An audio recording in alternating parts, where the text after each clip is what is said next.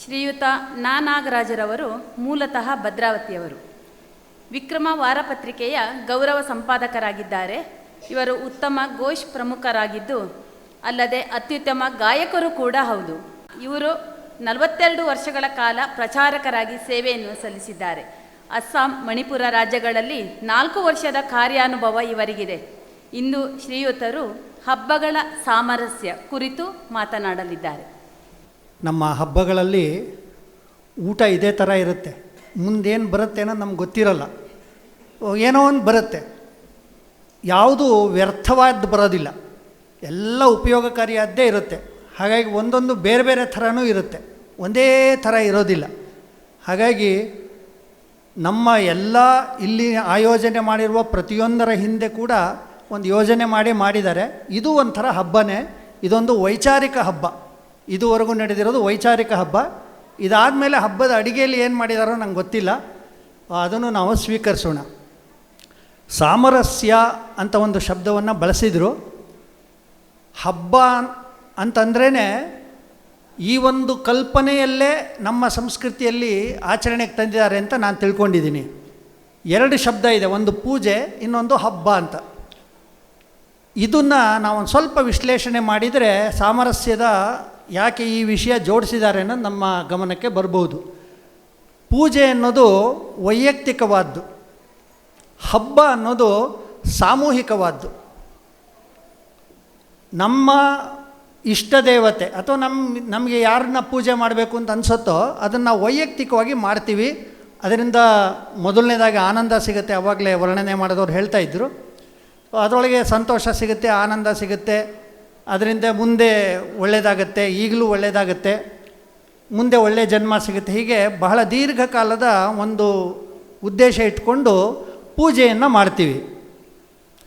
ಆದರೆ ಹಬ್ಬದ ಆಯೋಜನೆ ಯಾಕೆ ಅಂತ ಹೇಳಿದರೆ, ಈ ಆನಂದ ಅನ್ನೋದು ವೈಯಕ್ತಿಕವಾಗಿ ಮಾತ್ರ ಪಡೆಯುವಂಥದ್ದಲ್ಲ, ಅದು ಸಾಮೂಹಿಕವಾಗಿ ಸಾಮಾಜಿಕವಾಗಿ ನಾವೆಲ್ಲರೂ ಸೇರಿ ಆನಂದವನ್ನು ಪಡಿಬೇಕು ಅನ್ನೋದು ಹಬ್ಬದ ಹಿಂದಿನ ಒಂದು ಚಿಂತನೆ ಅಂತ ನಾನು ತಿಳ್ಕೊಂಡಿದ್ದೀನಿ. ಯಾಕೆ ಅಂತ ಹೇಳಿದರೆ, ಹಬ್ಬ ಮಾಡಬೇಕು ಅಂತ ಹೇಳಿದರೆ ಯಾರೋ ಒಬ್ಬರೋ ಇಬ್ಬರಿಂದ ಮಾಡಿದರೆ ಅದಷ್ಟು ಚೆನ್ನಾಗಿರೋದಿಲ್ಲ. ಮನೆಯವರೆಲ್ಲ ಸೇರ್ಕೊಂಡು ಮಾಡಿದಾಗ ಮನೆಯಲ್ಲಿ ಮಾಡುವ ಹಬ್ಬಕ್ಕೆ ಒಂದು ಆನಂದ ಸಿಗುತ್ತೆ. ಆದರೆ ನಿಜವಾದ ಆನಂದ ಯಾವಾಗ ಸಿಗತ್ತೆ ಅಂತ ಹೇಳಿದರೆ, ನಾನು ನನ್ನ ಮನೆಯವರು ಮಾತ್ರ ಸೇರಿ ಮಾಡಿದ್ರೆ ಸಿಗುವ ಆನಂದಕ್ಕಿಂತ 10 ಮನೆಯವ್ರನ್ನ ಕರೆದು ಮಾಡಿದಾಗ ಆ ಆನಂದ ಜಾಸ್ತಿ ಆಗತ್ತೆ. ನಮಗೆ ಸಿಗೋದು ಕಡಿಮೆ ಇರಬಹುದು. ಅಂದರೆ ಹೋಳಿಗೆ ಒಂದು 20 ಮಾಡಿರ್ತೀವಿ, ಅದರ ಒಂದು 50 ಜನ ಬಂದುಬಿಟ್ರು, ಆವಾಗ ಚೂರೇ ಸಿಗುತ್ತೆ. ಆದರೆ ಆ 50 ಜನರಿಗೆ ಚೂರು ಸಿಕ್ಕಾಗ ಅವರ ಮುಖದಲ್ಲಿ ಕಾಣುವ ಆನಂದ ನಮ್ಮ ಆನಂದವನ್ನು ಮಲ್ಟಿಪ್ಲೈ ಮಾಡ್ತಾ ಹೋಗುತ್ತೆ. ಇದನ್ನು ನಾವು ಅರ್ಥ ಮಾಡ್ಕೊಳ್ಬೇಕು. ಹಬ್ಬ ಇರೋದೇ ಅದಕ್ಕೋಸ್ಕರ. ಆವಾಗಲೇ ಪ್ರತಿಯೊಬ್ಬರು ಮಾತಾಡ್ತಾನೂ ಹೇಳಿದ್ದಾರೆ, 10 ಜನರನ್ನು ಸೇರಿಸ್ಕೊಂಡು ಮಾಡ್ತೀವಿ ಇತ್ಯಾದಿ. ಈ ಒಂದು ಮನೆಯ ಹಬ್ಬ ಅಷ್ಟೇ ಅಲ್ಲದೆ ಇನ್ನೊಂದು ಊರ ಹಬ್ಬ ಅಂತಲೂ ಮಾಡ್ತೀವಿ ನಾವು. ಊರ ಹಬ್ಬ ಮಾಡೋದ್ರ ಉದ್ದೇಶ ಏನು ಅಂತ ಹೇಳಿದರೆ, ನನಗೆ ಹೇಳಿರುವ ವಿಷಯ ಅದೇ ಸಾಮರಸ್ಯ. ಯಾಕೆ ಅಂತ ಹೇಳಿದರೆ, ಊರಿನವರೆಲ್ಲ ಸೇರ್ಕೊಂಡು ಮಾಡಿದಾಗ ಆ ಊರಿನಲ್ಲಿ ಇದು ನಮ್ಮ ಮನೆ ಅನ್ನುವಂಥ ಭಾವನೆ ಬರುತ್ತೆ. ನಾವೆಲ್ಲ ಅಣ್ಣ ತಮ್ಮಂದರು, ನಾವೆಲ್ಲ ಅಕ್ಕ ತಂಗಿಯರು, ನಾವೆಲ್ಲ ಬಂಧು ಭಗಿನಿಯರು, ಅಥವಾ ಇಡೀ ಊರಲ್ಲಿರುವ ಎಲ್ಲದೂ ನನ್ನ ಪ್ರಗತಿಗೆ ಒಂದು ಭಾಗ. ಅದು ಹಸು ಇರಬಹುದು, ಕರು ಇರಬಹುದು, ಗಿಡ ಇರಬಹುದು, ಮರ ಇರಬಹುದು, ಕೊಳ ಇರಬಹುದು, ಪುಷ್ಕರಣಿ ಇರ್ಬೋದು, ಅಥವಾ ಬಾವಿ ಇರ್ಬೋದು, ನದಿ ಇರ್ಬೋದು. ಇದೆಲ್ಲವನ್ನು ಸೇರಿಸ್ಕೊಂಡು ಹಬ್ಬಗಳ ಆಯೋಜನೆ ಆಗುತ್ತೆ. ಸ್ವಲ್ಪ ಆಲೋಚನೆ ಮಾಡಿ ನೋಡಿ. 20 ನಿಮಿಷದಲ್ಲಿ ನಾನು ತುಂಬ ಏನು ಹೇಳಿಬಿಡ್ತೀನಿ ಅಂತ ನನಗೇನು ಭ್ರಮೆ ಇಲ್ಲ. ಆದರೆ ಈ ಎಲ್ಲವನ್ನೂ ನಾವು ಗಮನ ಇಟ್ಟು ಚೆನ್ನಾಗಿ ವರ್ಷ ಪೂರ್ತಿ ಗಮನ ಕೊಟ್ಟಿದ್ದರೆ ಮಾತ್ರ ನಾವು ಮಾಡುವ ಹಬ್ಬ ಯಶಸ್ವಿಯಾಗತ್ತೆ. ಊರಿನ ಹಬ್ಬವನ್ನೇ ಗಮನಕ್ಕೆ ತಗೊಂಡ್ರೆ, ಊರಿನಲ್ಲಿ ಬೇರೆ ಬೇರೆ ವೃತ್ತಿಗಳನ್ನು, ಬೇರೆ ಬೇರೆ ಕುಲ ಸಂಬಂಧಿ ಅವರ ಪದ್ಧತಿಗಳನ್ನು ಮಾಡ್ಕೊಂಡು ಬಂದಿರೋರು ಇರ್ತಾರೆ. ಆದರೆ ಒಂದು ಹಬ್ಬ ಅಂತ ಬಂದಾಗ ಈ ರೀತಿಯ ಎಲ್ಲ ವೃತ್ತಿಯ ಎಲ್ಲ ಅದನ್ನು ಜಾತಿ ಅಂತ ಹೇಳಿದರೆ ಬೇರೆ ಅರ್ಥದಲ್ಲಿ ತಗೊಳ್ಳೋದು ಬೇಡ, ಕುಲ ಕಸುಬು. ಸೊ ಪ್ರತಿಯೊಂದು ಕುಲ ಕಸುಬಿನವರು ಅವರವರನ್ನು ಚೆನ್ನಾಗಿ ಕಾಪಾಡ್ಕೊಂಡು ಬಂದಿದ್ದರೆ, ಅವರವರ ತನವನ್ನು ಉಳಿಸ್ಕೊಂಡು ಬಂದಿದ್ದರೆ, ಸ್ವದೇಶಿ ಅಂದರೆ ಅದೇನೆ, ಅವರವರ ತನವನ್ನು ಉಳಿಸ್ಕೊಂಡು ಬಂದಿದ್ದರೆ ಅಲ್ಲಿ ಆ ಹಬ್ಬ ಯಶಸ್ವಿ ಆಗತ್ತೆ. ರಥ ಕಟ್ಟೋರೇ ಇಲ್ಲ ಅಂತ ತಿಳ್ಕೊಳ್ಳಿ, ಆವಾಗ ಏನು ಎಳೆಯೋದು? ಎಳೆಯೋರೇ ಇಲ್ಲ ಅಂತ ಅಂದರೆ ಹಗ್ಗ ಮಾಡೋರೇ ಇಲ್ಲ ಅಂತ ತಿಳ್ಕೊಳ್ಳಿ, ಯಾವುದ್ರಲ್ಲಿ ಮಾಡೋದು? ಆ ಒಂದು ಸರಪಳಿ ಮಾಡೋರು ಇರ್ತಾರೆ, ಕಮ್ಮಾರರು ಅಂತ ಹೇಳ್ತಾರೆ. ಆ ಕಮ್ಮಾರ ಕಸುವಿನವರೇ ಇಲ್ಲ ಅಂತ ತಿಳ್ಕೊಳ್ಳಿ, ಹೇಗೆ ಮಾಡ್ತೀರಾ ನೀವು? ರಿಮೋಟಲ್ಲಿ ಮಾಡ್ತೀವಿ ಅಂತ ಹೇಳ್ಬೋದು ನೀವು. ಆದರೆ ದೊಡ್ಡ ದೊಡ್ಡ ರಥಗಳನ್ನು ನೋಡಿದಾಗ, ಅದನ್ನು ಎಲ್ಲರೂ ಸೇರಿ ಎಳಿತಾ ಇದ್ದಾಗ, ಆಗ ಅದರಲ್ಲಿ ಆಗುವ ಆನಂದ ಅದನ್ನು ವರ್ಣನೆ ಮಾಡೋದಕ್ಕೆ ಸಾಧ್ಯವಿಲ್ಲ. ಅಂದರೆ ನಾನು ಹೇಳುತ್ತಾ ಇರುವಂಥ ಮುಖ್ಯ ಒಂದು ಒಳ ಅರ್ಥ ಅಂತ ಹೇಳಿದರೆ, ಹೀಗೆ ನಮ್ಮ ಊರಿನಲ್ಲಿರುವ ಸಕಲ ಕುಲ ಕಸುಬುಗಳ ಜನರು ಬದುಕಬೇಕು, ಬಾಳಬೇಕು, ಚೆನ್ನಾಗಿರಬೇಕು, ಅವರವರ ತನವನ್ನು ಉಳಿಸ್ಕೊಂಡಿರಬೇಕು. ಆದರೆ ಇದು ಬೇರೆ ಬೇರೆ ಆಗಬಾರ್ದು, ಸಮರಸವಾಗಬೇಕು. ಸಮರಸ ಅಂತ ಹೇಳಿದ್ರೇ ಆವಾಗಲೇ ಆಯುರ್ವೇದಿಕ್ ವೈದ್ಯರು ಹೇಳಿದ್ದಾರೆ. ಆ ರಸಗಳು ಏನಿದೆಯೋ ಅದು ಒಂದೇ ರಸ ಆದರೆ ಅದರೊಳಗೆ ಮಜಾ ಇರೋದಿಲ್ಲ.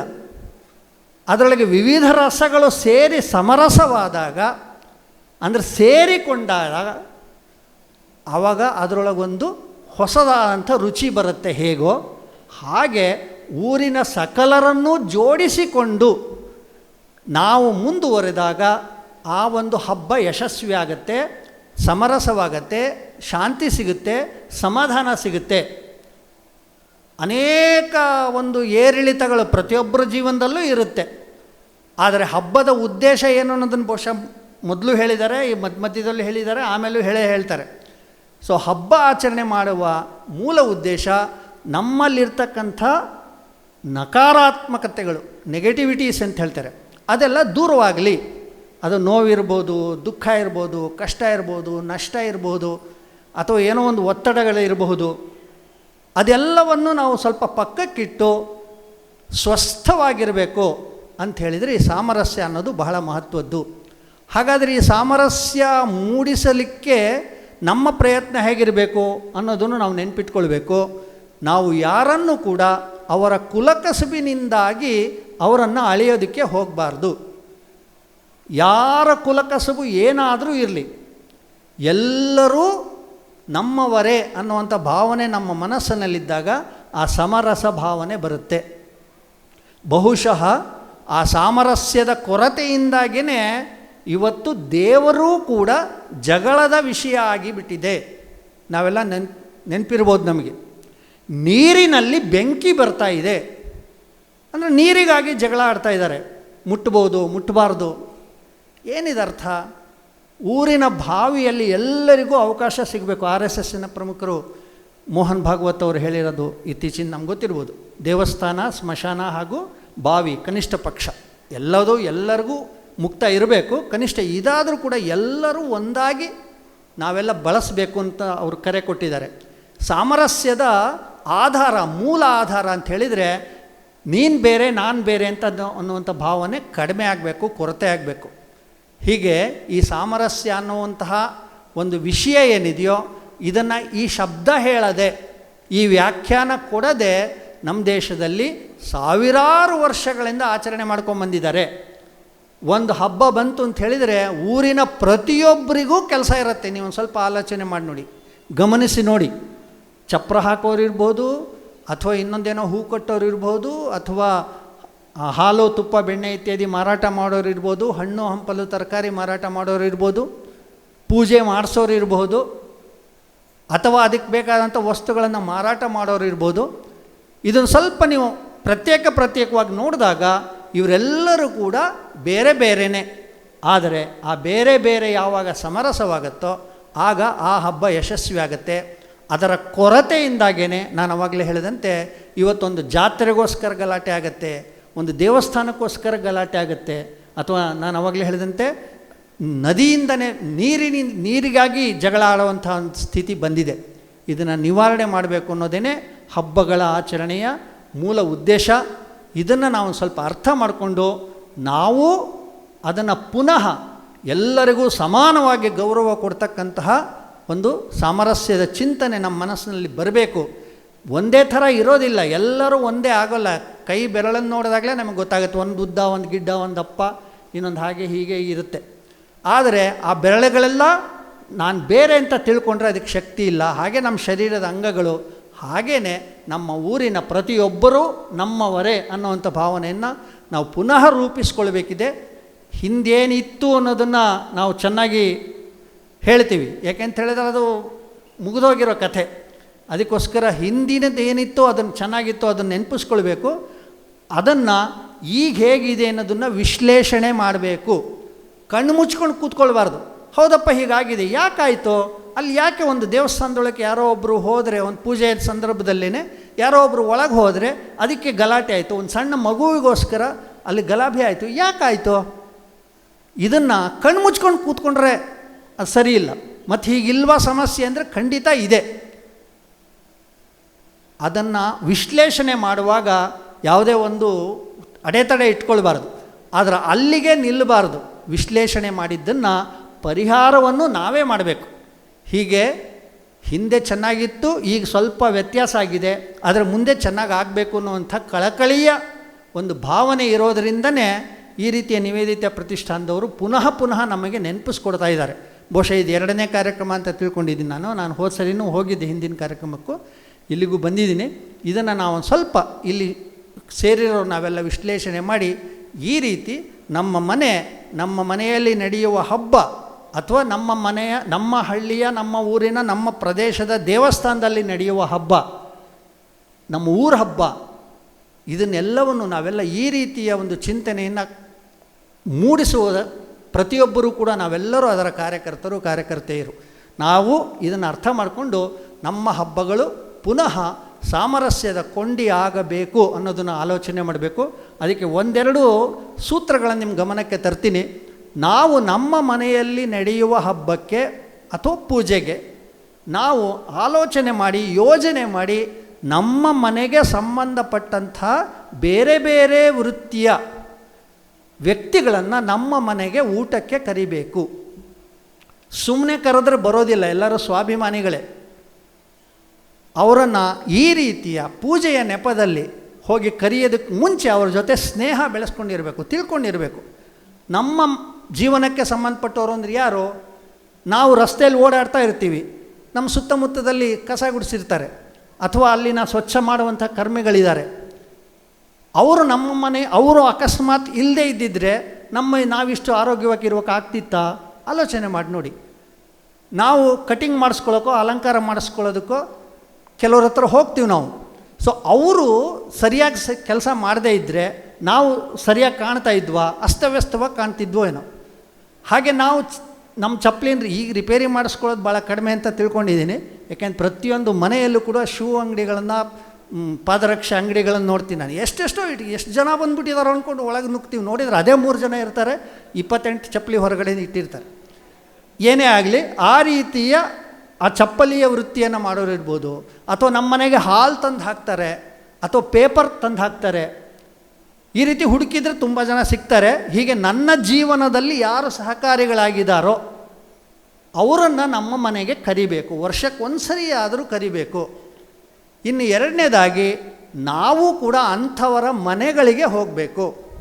ಸ್ವಲ್ಪ ಆಲೋಚನೆ ಮಾಡಿ, ಎಂಥ ಗೊಂದಲಗಳಿದ್ದರೂ ಕೂಡ ಒಂದು ಸರಿ ಮನೆಗೆ ಹೋಗಿಬಿಟ್ರೆ ಅನೇಕ ಸಮಸ್ಯೆಗಳು ತಾನಾಗಿ ಪರಿಹಾರ ಆಗೋಗ್ಬಿಡುತ್ತೆ.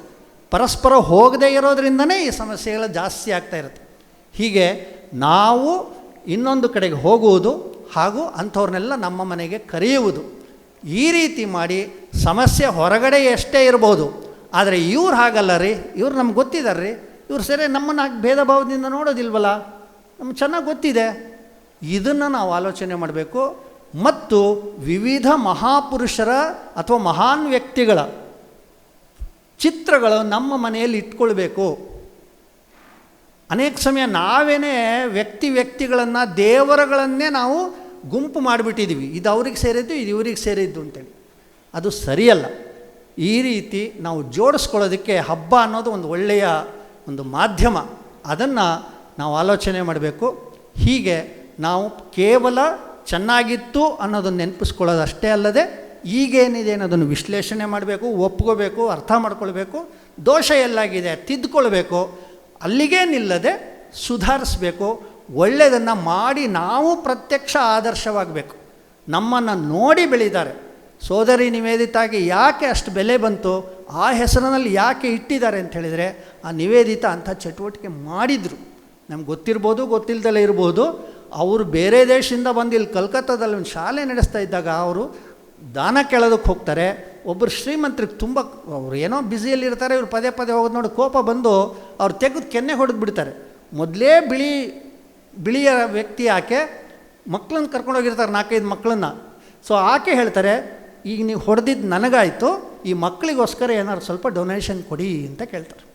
ಅವರು ಕ್ಲೀನ್ ಬೋಲ್ಡ್ ಸುಸ್ತಾಗ್ಬಿಡುತ್ತೆ ಅವ್ರಿಗೆ. ಎಂಥ ತಪ್ಪು ಮಾಡಿಬಿಟ್ಟೆ ನಾನು, ಈಕೇನು ಭಿಕ್ಷೆ ಕೇಳಕ್ಕೆ ಬಂದಿದೆ ಅಥವಾ ಕೇಳಕ್ಕೆ ಬಂದಿರೋದು ಯಾರು, ನನ್ನ ದೇಶದ ಮಕ್ಕಳಿಗೋಸ್ಕರ ಬಂದಿದ್ದಾರೆ. ಹಾಗಾಗಿ ಮುಂದೆ ಬಹಳಷ್ಟು ದಾನವನ್ನು ಅವರು ಮಾಡ್ತಾರೆ ಅಂತ ಹೇಳ್ತಾರೆ. ಅಂಥ ನಿವೇದಿತಾ ಹೆಸರಿನಲ್ಲಿ ಅನೇಕ ಚಟುವಟಿಕೆಗಳನ್ನು ಮಾಡ್ತಾಯಿದ್ದಾರೆ. ಅದರೊಳಗೆ ಇದೊಂದು ಅತ್ಯಂತ ಸಂಭ್ರಮದ ಒಂದು ಹಬ್ಬದ ಒಂದು ವಿಷಯ. ಅದರೊಳಗೆ ಸಾಮರಸ್ಯದ ವಿಷಯವನ್ನು ನಿಮ್ಮ ಗಮನಕ್ಕೆ ತಂದು ನನ್ನ ಮಾತನ್ನು ಮುಗಿಸ್ತೀನಿ.